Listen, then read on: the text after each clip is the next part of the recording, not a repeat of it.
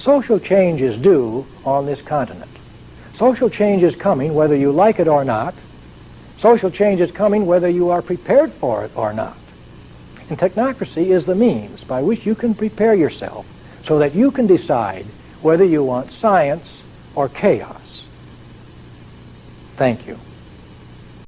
In the modern world, power is held by politicians and business people who work together to maintain the status quo, so that politicians retain power and plutocrats retain wealth. They do this in plain sight, but it doesn't have to be this way. There are a number of different power structures, many of which proven to work throughout history, although one of the most interesting alternatives is entirely theoretical. In a technocracy, power is still held by an elite, not an elite of plutocrats, not an elite of aristocrats, but an elite of technocrats, experts in science and technology. The government would be run by engineers and scientists who can apply the scientific method to solve real-world issues. Instead of electing career politicians, a small group of intellectuals would be chosen to lead us. They would focus on efficiency, what practically works, and the concept of morality may become obsolete. And it's that detail which has people worried. The claim that technocracy can replace morality. It makes technocracy sound more like Orwell's nightmare than a realistic system. We can't know for sure because no such system has ever been established, but there have been attempts to establish a technocracy, and many still advocate for it today.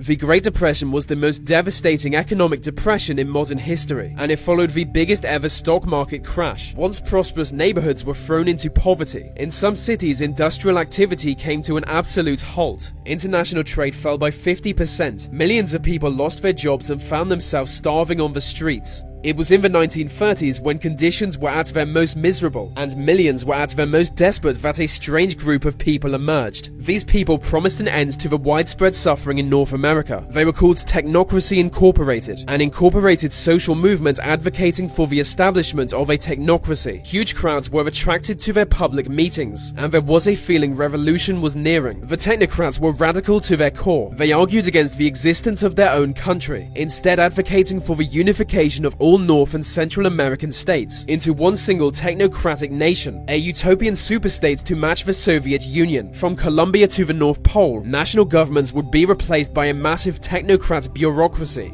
And if that doesn't sound ambitious enough already, remember Canada was part of the British Empire at the time, and it wasn't going to give up colonies without fighting. By 1933 there were groups of technocrats across the United States and Canada, some proposing ideas openly, while others planned violent revolution, just like how the Soviet Union was established. But the technocrat revolution never happened. In 1940 the movement was banned in Canada after they objected to British involvement in World War II. After the war they never regained momentum, and the dream of technocracy is now largely forgotten. People all over the Western world are mad at the establishment. They see career politicians making cheap short-term policies that win them elections. Politicians seldom plan for the long term, which is why short-term offers hold more clout in diplomatic negotiations. With this in mind and the inevitable decline of the West, people are once again calling for technocracy. It doesn't need to be part of a greater utopian vision. Any leader who derives power from technical expertise is a technocrat, but in a real technocracy, leaders wouldn't be democratically elected. There were some parts of the Soviet Union where technical experts were chosen as leaders, and today East Asian countries are moving more in that direction, especially China. Pragmatism and efficiency are highly valued in China's political system, and it's a communist dictatorship. You'll find that Western politicians have law degrees, but Chinese politicians tend to have degrees in science and engineering. If you ask me, China already is a technocracy. In 1990 it was found that 80% of high-level politicians within China had studied science or engineering. Technocratic China will soon dominate the democratic West, but that's a whole different video.